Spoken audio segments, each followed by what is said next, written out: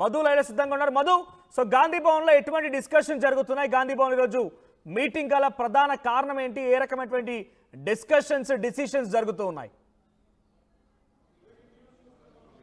Exactly విస్తృత స్థాయి సమావేశం ఏర్పాటు చేశారు.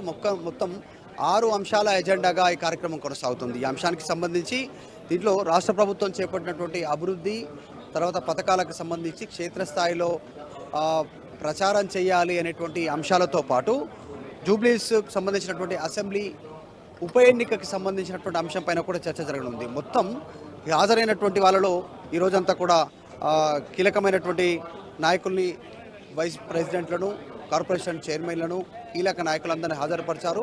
పిసిసి చీఫ్ మహేష్ కుమార్ ఆధ్వర్యంలో జరుగుతున్నటువంటి సమావేశంలో మీనాక్షి నటరాజన్, ఉప ముఖ్యమంత్రి బట్టి విక్రమార్క, మంత్రులు పొన్నం ప్రభాకర్, తర్వాత మిగతా మంది ఎమ్మెల్యేలు, నియోజకవర్గాలకు సంబంధించిన ఇన్ఛార్జీలంతా హాజరయ్యారు. క్షేత్రస్థాయిలో ముఖ్యంగా ఇంకా కొన్ని అంశాలు, ఏ అంశాలు ఉన్నాయి అనేటువంటి ఒకసారి డీటెయిల్స్లోకి వెళ్తే 15వ తారీఖు రోజున 1,00,000 మందితో కామారెడ్డికి సంబంధించినటువంటి డిక్లరేషన్ పైన భారీ బహిరంగ సభ నిర్వహించాలి 1,00,000 మందితో అనేటువంటిది ఒక కార్యాచరణ చేస్తూ ఉంది. ఆ అంశం పైన కూడా ఈ 15వ తారీఖు రోజు జరిగేటువంటి సభ గురించి డిస్కషన్ చేయనున్నారు. దాంతోపాటు ఓట్ చోరీ గద్దీ చోడు కార్యక్రమానికి సంబంధించి ఆల్రెడీ రాహుల్ గాంధీ క్షేత్ర నేషనల్ లెవెల్లో తీసుకున్నటువంటి కార్యక్రమం, ఆ అంశం పైన కూడా దీంట్లో చర్చ చేయనున్నారు. దీన్ని క్షేత్రస్థాయిలో ప్రచారం చేయాలనేటువంటి అంశం, ఇంకా కొన్ని అంశాలపైన కూడా చర్చ చేసే అవకాశం ఉంది.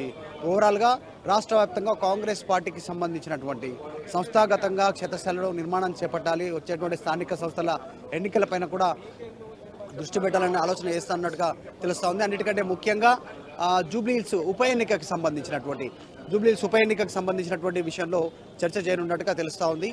ఈ ఉప ఎన్నికలో అభ్యర్థి ఖరారు, అక్కడ ఎవరెవరిని ఇన్ఛార్జీలుగా నియమించాలి, బూత్ల వారిగా ఎలాంటి నిర్ణయాలు తీసుకోవాలనేటువంటి ఒక కార్యాచరణ తీసుకునేటువంటి అవకాశం ఉంది. ఆల్రెడీ కార్యక్రమం స్టార్ట్ అయింది. పిసిసి చీఫ్ మహేష్ కుమార్ గౌడ్ మాట్లాడుతూ ఉన్నారు. బిజినెస్లో చూడొచ్చు ఎవరెవరు హాజరయ్యారు అనేటువంటిది. దాంట్లో మంత్రులు పొన్నం ప్రభాకర్, తర్వాత బట్టి విక్రమార్క, తర్వాత నియోజకవర్గాలకు సంబంధించినటువంటి చైర్మన్లు, డివిజన్ల వారిగా ఎవరెవరికైతే ఆహ్వానం ఉందో వారందరూ ఇక్కడికి వచ్చినటువంటి విజువల్స్ లైవ్లో చూస్తూ ఉన్నాం కార్యక్రమానికి సంబంధించి. సో మొత్తానికి పిసిసి ఆధ్వర్యంలో జరుగుతున్నటువంటి కార్యక్రమం పైన రేవంత్ రెడ్డి ఇచ్చినటువంటి సూచన మేరకు ఈ కార్యక్రమం చేస్తున్నట్టుగా తెలుస్తూ ఉంది. అయితే ఉప ఎన్నికలో ఏం జరగనుంది, జూబ్లీహిల్స్ ఉప ఎన్నిక పైన ఎక్కువగా చర్చించే అవకాశం కనిపిస్తూ ఉంది. రైట్ మధు, ఈరోజు ఆ డిక్లరేషన్లపై కూడా, కామారెడ్డి డిక్లరేషన్ పైన కూడా కామారెడ్డిలో సభ పెట్టాలని ఆలోచన చేస్తున్నారు. ఒకవైపు గవర్నర్ దగ్గర ఆర్డినెన్స్లు అన్నీ పెండింగ్లో ఉన్నాయి. పంచాయతీరాజ్ చట్టానికి సంబంధించి కానివ్వండి, మున్సిపల్ చట్టానికి సంబంధించి 50% నియంత్రణని ఎత్తివేశారు. సో ఏం జరగబోతుంది అనుకోవాలి? ఇప్పుడు ఎలక్షన్స్ ఈ సెప్టెంబర్ 31 ముగిసే అవకాశం, సెప్టెంబర్ 31 ఎలక్షన్స్ అన్నీ కూడా నిర్వహించబోతున్నారా స్థానిక ఎన్నికలకు సంబంధించి? అంటే హైకోర్టు తీర్పు ఉంది. యాక్చువల్గా సెప్టెంబర్ 30 లోపల ఎన్నికలు నిర్వహించాలనేటువంటిది. ఈ అంశం పైన ఆల్రెడీ ముఖ్యమంత్రి క్లారిటీ ఇచ్చే ప్రయత్నం చేశారు. న్యాయపరంగా ముందుకు వెళ్ళాలి అనేటువంటిది హైకోర్టులో అప్పీల్ చేయనున్నట్టుగా తెలుస్తూ ఉంది. ఒకవేళ హైకోర్టు యాక్సెప్ట్ చేయకపోతే సుప్రీంకోర్టు వరకు వెళ్ళాలి. దానికి రీజన్స్ ఇప్పటికే శాసనసభలో ఒకటి రాజకీయపరమైనటువంటిది, ఇంకోటి విద్యా ఉపాధికి సంబంధించినటువంటి బిల్లులు పాస్ చేసి రాష్ట్రపతికి దగ్గర పంపారు. 2 పెండింగ్ ఉన్నాయి. తర్వాత 2018కి సంబంధించినటువంటి బీఆర్ఎస్ ప్రభుత్వం తీసుకున్నటువంటి నిర్ణయం 50% క్యాప్ ఏదైతే ఉందో దాన్ని ఎత్తివేస్తూ ఆర్డినెన్స్ తీసుకొచ్చి గవర్నర్కి పంపారు. అది పెండింగ్లో ఉన్నటువంటి సిచ్యువేషన్. దాని తర్వాత రీసెంట్గా జరిగినటువంటి అసెంబ్లీ సమావేశంలో 2018కి సంబంధించినటువంటి మున్సిపల్ చట్టంలో మార్పులు చేస్తూ 50% క్యాప్ ఎత్తివేస్తూ దాంట్లో రిజర్వేషన్ 42% రిజర్వేషన్ కల్పించడానికి మొన్న బిల్లు పాస్ చేశారు. అది కూడా గవర్నర్కి పంపారు. అది పెండింగ్ ఉంది. 2 గవర్నర్ దగ్గర, 2 రాష్ట్రపతి దగ్గర పెండింగ్ ఉంది. సో స్థానిక సంస్థల ఎన్నికల విషయంలో న్యాయపరంగానే ముందుకు వెళ్ళాలి. 42% రిజర్వేషన్ ఇచ్చిన తర్వాతనే స్థానిక సంస్థల ఎన్నికలకు వెళ్ళాలి అనేటువంటిది రాష్ట్ర కాంగ్రెస్ భావిస్తూ ఉంది. చివరిగా లాస్ట్ అస్త్రంగా ఒకవేళ సాధ్యం కాకపోతే మాత్రమే పార్టీ పరంగా 42% రిజర్వేషన్ ఇవ్వాలనేటువంటిది ఆలోచన.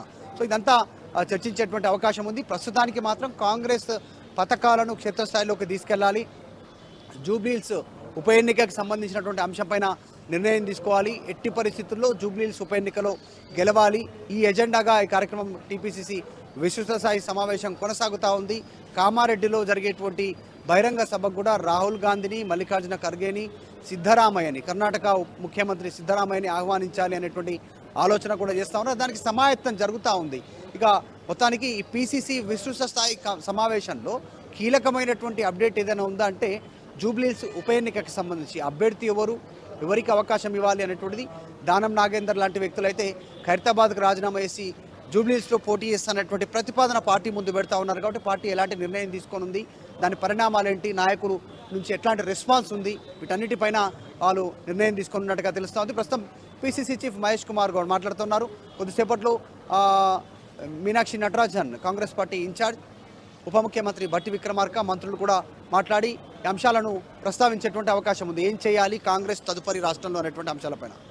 Right, thank you Madhu. So మొత్తం మీద టీపీసీసీ ఈరోజు కీలక భేటీ నిర్వహిస్తోంది. జూబ్లీహిల్స్ ఉప ఎన్నికల పైన 15వ తేదీన కామారెడ్డి జరిగినటువంటి ఆ సభ పైన, ఆ తర్వాత ఓట్ చోరీ అంశం పైన అటు రాహుల్ గాంధీ పోరాడుతుంటే ఇక్కడ కాంగ్రెస్ నేతలు కూడా పెద్ద ఎత్తున దాన్ని విస్తృతంగా తీసుకెళ్లిన ఒక ప్రయత్నం చేస్తూ ఉన్నారు. సో ప్రస్తుతానికి గాంధీ భవన్ వేదికగా టీపీసీసీ కీలక భేటీ జరుగుతోంది. మరి ఆ భేటీకి సంబంధించినటువంటి డిస్కషన్ బయటకు వస్తాయి, ఏ రకంగా నిర్ణయం తీసుకుంటారో చూడాలి. సో ఇటు రెండు ఆర్డినెన్స్లు కానివ్వండి, చట్టం చేసిన రెండు అంశాలు కూడా రిజర్వేషన్కి సంబంధించి పెంచేటువంటి ఆ పరిస్థితి లేదు. ఎందుకంటే గవర్నర్ దగ్గర పెండింగ్లో ఉన్నాయి, రాష్ట్రపతి దగ్గర పెండింగ్లో ఉన్నాయి రెండు అంశాలు కూడా. మరోవైపుగా పంచాయతీరాజ్ అండ్ స్థానిక ఎన్నికలకు సంబంధించి నిర్వహించాలన్నా కూడా పంచాయతీరాజ్ ఉన్నటువంటి 50% లిమిటేషన్ ఎత్తివేసి నిర్ణయం తీసుకున్నారు. అటు మున్సిపల్ చట్టాన్ని కూడా 50% నియంత్రణ ఎత్తివేసి నిర్ణయం తీసుకున్నారు. మరి ఏ రకంగా ఇంప్లిమెంట్ అవుతాయో చూడాల్సిన అవసరం అయితే ఉంది. సో 42% రిజర్వేషన్ ఇంప్లిమెంట్ అయితే తప్ప కాంగ్రెస్ పార్టీ ఎన్నికల్లోకి వెళ్ళే అవకాశం లేదు. ఒక లేని పక్షంలో ఇండివిజువల్గా పార్టీ పరంగా ఇస్తామంటున్నారు. మరి దాన్ని బీసీలు ఏ స్థాయిలో ఇంప్లిమెంట్ చేస్తారు, బీసీలు ఏ స్థాయిలో యాక్సెప్ట్ చేస్తారనే చూడాలి.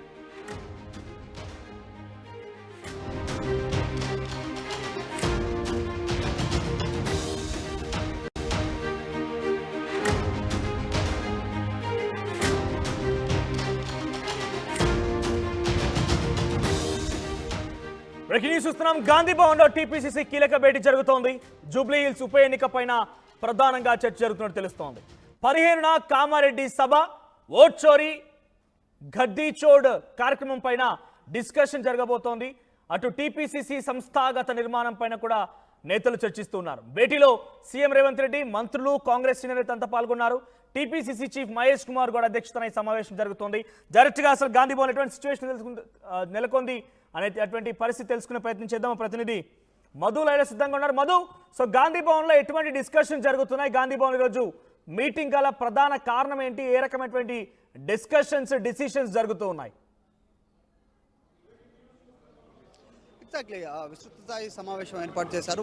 మొత్తం 6 అంశాల ఎజెండాగా ఈ కార్యక్రమం కొనసాగుతుంది. ఈ అంశానికి సంబంధించి దీంట్లో రాష్ట్ర ప్రభుత్వం చేపట్టినటువంటి అభివృద్ధి, తర్వాత పథకాలకు సంబంధించి క్షేత్రస్థాయిలో ప్రచారం చేయాలి అనేటువంటి అంశాలతో పాటు జూబ్లీహిల్స్కు సంబంధించినటువంటి అసెంబ్లీ ఉప ఎన్నికకి సంబంధించినటువంటి అంశం పైన కూడా చర్చ జరగనుంది. మొత్తం హాజరైనటువంటి వాళ్ళలో ఈరోజంతా కూడా కీలకమైనటువంటి నాయకుల్ని, వైస్ ప్రెసిడెంట్లను, కార్పొరేషన్ చైర్మన్లను, కీలక నాయకులందరినీ హాజరుపరిచారు. పిసిసి చీఫ్ మహేష్ కుమార్ ఆధ్వర్యంలో జరుగుతున్నటువంటి సమావేశంలో మీనాక్షి నటరాజన్, ఉప ముఖ్యమంత్రి బట్టి విక్రమార్క, మంత్రులు పొన్నం ప్రభాకర్, తర్వాత మిగతా మంది ఎమ్మెల్యేలు, నియోజకవర్గాలకు సంబంధించిన ఇన్ఛార్జీలంతా హాజరయ్యారు క్షేత్రస్థాయిలో. ముఖ్యంగా ఇంకా కొన్ని అంశాలు, ఏ అంశాలు ఉన్నాయి అనేటువంటి ఒకసారి డీటెయిల్స్లోకి వెళ్తే 15వ తారీఖు రోజున 1,00,000 మందితో కామారెడ్డికి సంబంధించినటువంటి డిక్లరేషన్ పైన భారీ బహిరంగ సభ నిర్వహించాలి 1,00,000 మందితో అనేటువంటిది ఒక కార్యాచరణ చేస్తూ ఉంది. ఆ అంశం పైన కూడా ఈ 15వ తారీఖు రోజు జరిగేటువంటి సభ గురించి డిస్కషన్ చేయనున్నారు. దాంతోపాటు ఓట్ చోరీ, గద్దీ చోడ్ కార్యక్రమానికి సంబంధించి ఆల్రెడీ రాహుల్ గాంధీ క్షేత్ర నేషనల్ లెవెల్లో తీసుకున్నటువంటి కార్యక్రమం, ఆ అంశం పైన కూడా దీంట్లో చర్చ చేయనున్నారు. దీన్ని క్షేత్రస్థాయిలో ప్రచారం చేయాలనేటువంటి అంశం, ఇంకా కొన్ని అంశాలపైన కూడా చర్చ చేసే అవకాశం ఉంది. ఓవరాల్గా రాష్ట్ర వ్యాప్తంగా కాంగ్రెస్ పార్టీకి సంబంధించినటువంటి సంస్థాగతంగా క్షేత్రస్థాయిలో నిర్మాణం చేపట్టాలి, వచ్చేటువంటి స్థానిక సంస్థల ఎన్నికలపైన కూడా దృష్టి పెట్టాలనే ఆలోచన చేస్తున్నట్టుగా తెలుస్తూ ఉంది. అన్నిటికంటే ముఖ్యంగా జూబ్లీహిల్స్ ఉప ఎన్నికకు సంబంధించినటువంటి విషయంలో చర్చ చేయనున్నట్టుగా తెలుస్తూ ఉంది. ఈ ఉప ఎన్నికలో అభ్యర్థి ఖరారు, అక్కడ ఎవరెవరిని ఇన్ఛార్జీలుగా నియమించాలి, బూత్ల వారిగా ఎలాంటి నిర్ణయాలు తీసుకోవాలనేటువంటి ఒక కార్యాచరణ తీసుకునేటువంటి అవకాశం ఉంది. ఆల్రెడీ కార్యక్రమం స్టార్ట్ అయింది. పిసిసి చీఫ్ మహేష్ కుమార్ గౌడ్ మాట్లాడుతూ ఉన్నారు. బిజినెస్లో చూడొచ్చు ఎవరెవరు హాజరయ్యారు అనేటువంటిది. దాంట్లో మంత్రులు పొన్నం ప్రభాకర్, తర్వాత బట్టి విక్రమార్క, తర్వాత నియోజకవర్గాలకు సంబంధించినటువంటి చైర్మన్లు, డివిజన్ల వారిగా ఎవరెవరికైతే ఆహ్వానం ఉందో వారందరూ ఇక్కడికి వచ్చినటువంటి విజువల్స్ లైవ్లో చూస్తూ ఉన్నాం కార్యక్రమానికి సంబంధించి. సో మొత్తానికి పిసిసి ఆధ్వర్యంలో జరుగుతున్నటువంటి ఈ కార్యక్రమం పైన రేవంత్ రెడ్డి ఇచ్చినటువంటి సూచన మేరకు ఈ కార్యక్రమం చేస్తున్నట్టుగా తెలుస్తూ ఉంది. అయితే ఉప ఎన్నికలో ఏం జరగనుంది, జూబ్లీహిల్స్ ఉప ఎన్నిక పైన ఎక్కువగా చర్చించే అవకాశం కనిపిస్తూ ఉంది. రైట్ మధు, ఈరోజు ఆ డిక్లరేషన్లపై కూడా కామారెడ్డి డిక్లరేషన్ పైన కూడా కామారెడ్డిలో సభ పెట్టాలని ఆలోచన చేస్తున్నారు. ఒకవైపు గవర్నర్ దగ్గర ఆర్డినెన్స్లు అన్నీ పెండింగ్లో ఉన్నాయి. పంచాయతీరాజ్ చట్టానికి సంబంధించి కానివ్వండి, మున్సిపల్ చట్టానికి సంబంధించి 50% నియంత్రణని ఎత్తివేశారు. సో ఏం జరగబోతుంది అనుకోవాలి? ఇప్పుడు ఎలక్షన్స్ ఈ సెప్టెంబర్ 31లోగా ముగిసే అవకాశం, సెప్టెంబర్ 31లోగా ఎలక్షన్స్ అన్నీ కూడా నిర్వహించబోతున్నారా స్థానిక ఎన్నికలకు సంబంధించి? అంటే హైకోర్టు తీర్పు ఉంది యాక్చువల్గా సెప్టెంబర్ 30 లోపల ఎన్నికలు నిర్వహించాలనేటువంటిది. ఈ అంశంపైన ఆల్రెడీ ముఖ్యమంత్రి క్లారిటీ ఇచ్చే ప్రయత్నం చేశారు. న్యాయపరంగా ముందుకు వెళ్ళాలి అనేటువంటిది హైకోర్టులో అప్పీల్ చేయనున్నట్టుగా తెలుస్తూ ఉంది. ఒకవేళ హైకోర్టు యాక్సెప్ట్ చేయకపోతే సుప్రీంకోర్టు వరకు వెళ్ళాలి. దానికి రీజన్స్ ఇప్పటికే శాసనసభలో ఒకటి రాజకీయపరమైనటువంటిది, ఇంకోటి విద్యా ఉపాధికి సంబంధించినటువంటి బిల్లులు పాస్ చేసి రాష్ట్రపతికి దగ్గర పంపారు. అవి 2 పెండింగ్ ఉన్నాయి. తర్వాత 2018